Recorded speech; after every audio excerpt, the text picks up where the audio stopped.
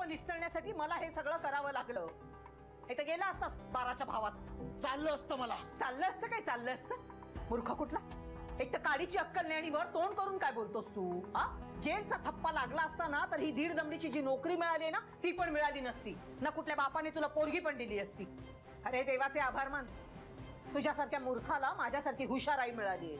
नाही तर तुझे हाल कुत्र्याने पण खाल्ले नसते. न्याय ना म्हणून सगळं नीट चाललंय, कळलं? काय नीट चाललंय का? काय नीट चाललंय? कुणाचं नीट चाललंय? ना मी सुखी आहे ना बाबा सुखी आहेत ना ताई सुखी आहे आणि तू म्हणतेस नीट चाललंय. माझ्यावर आवाज चढून बोलू नकोस. आई आहे मी तुझी, कळलं ना? जावई बापून समोर झाली तेवढी शोभा पुरे झाली, कळलं?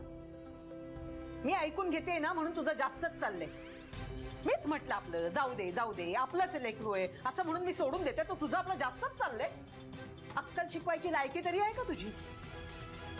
तुला एकच सांगतो, माझ्या ताईच्या वाटेला जाऊ नकोस. काय करशील रे?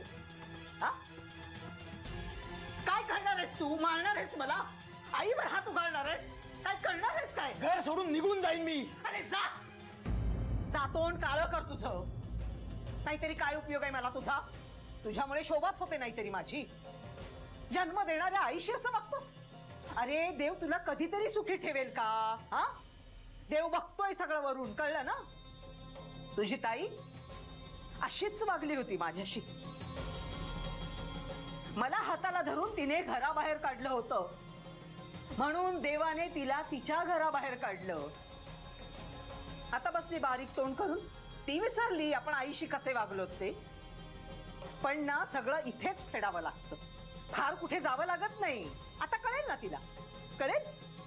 तिचंच मूल जेव्हा तिला हाताला धरून घराच्या बाहेर काढेल ना तेव्हा कळेल तिला.